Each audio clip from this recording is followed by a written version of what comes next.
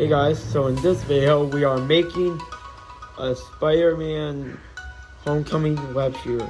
So this web shooter is really easy to make. And if you're going to make this, please use this material, which is a spring, because this is part of the shooting mechanism which will help the web shooter shoot. So the spring will be in the link in the description box below.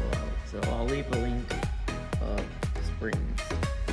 So now let's just jump into it. So first off, I'm going to build the base. So what I'm going to be doing with the base, so I just simply score the cardboard on the back. So I've already did one side, so I'm going to show you how you could do it on the other side.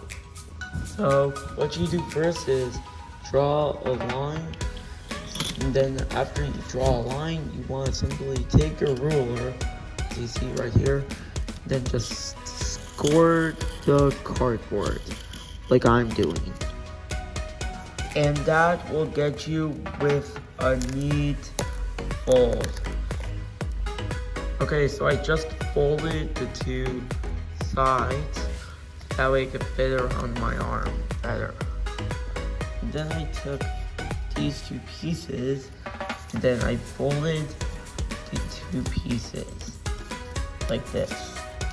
Then I just glue them onto the web shooter. So now is a good time to paint this whole thing black, as you see me doing right here. Next up, I need to work on the little shooting mechanism, which is creating the barrel.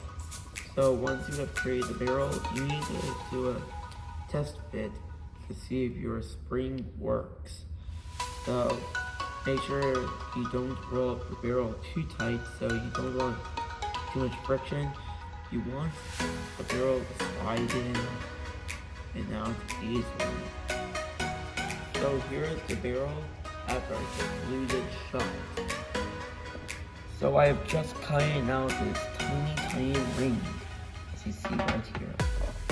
So I'm just gluing that ring onto the web shooter, as you see me doing right here. So I'll be right back once I finish gluing it on. Okay, so I just drenched that ring in super glue so it can be hardened and doesn't rip over time. Now I am making the bullet of the web shooter. So that for that, I'm just wrapping a strip of paper around a bamboo stick, so that way I can fit the spring onto the bullet. So I'll be right back once I do it.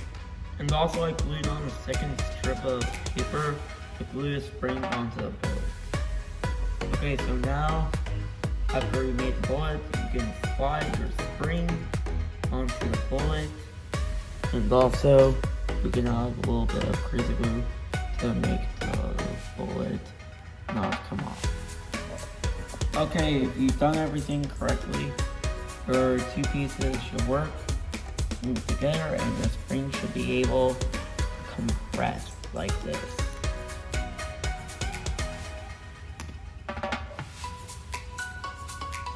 So before we glue the barrel to the web shooter, we have to make this nozzle looking piece.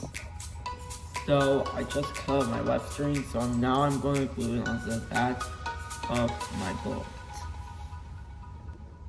So I'm going to glue this barrel to sort of nozzle looking piece, as you see right here. So I have to make sure I glue the barrel on really tightly. You'll see why when you see it after I glue it on. So here's why I have to glue the barrel on. So the reason why I have to glue the barrel on really tight is so when I load in the bullet, not to use some force fit to it, and from there you end up like loading the paint job. So you want to make sure your web shooter doesn't like fall off the barrel and nozzle fall. This piece right here is what's going to hold the web cartridge. So now I'm going to be making the trigger piece for the whole web shooter. So the way I'm going to make this trigger is pretty easy. So I'm going to take 2 pieces of cardboard and popsicle sticks, and I'm just going to hot glue the 2 pieces on top of each other, and then I'm going to make a little gap in between the 2 pieces, and I'm going to add some duct tape between them. So I'll be right back once I add duct tape between these 2 pieces. Okay, so I just added the duct tape on the trigger pieces, and that gap in between the 2 pieces, which is where the 2 pieces are going to flex down in between each other. So I just made this little popsicle stick, so now I'm going to glue it on the trigger. So I just glued the popsicle stick inside the trigger, so now we can glue on a circle onto the trigger. Okay, so I just made a little circle for the trigger, so I'm going to glue this circle onto the trigger. So guys, the last thing you have to do for this web shooter is make a simple web cartridge that will store all of your string before you shoot it. So here, I'm just painting this whole thing. So this web cartridge is 2 colors. It's red and silver. So the way I'm going to put this in the web shooter, the way I'm going to attach it on is I'm going to use some Velcro. That's what I'm going to use to wear the web shooter. So I'll be right back once I finish painting it. So I let the web cartridge dry for a little bit, so now I'm going to be getting ready to reload. So now I'm going to show you how you can reload. So first off, you have to take your body and your web cartridge and also your string and a popsicle stick, and also you need a paintbrush. So what I'm going to do first for the reload is wrap the string around the toothpick, as you see me doing right here.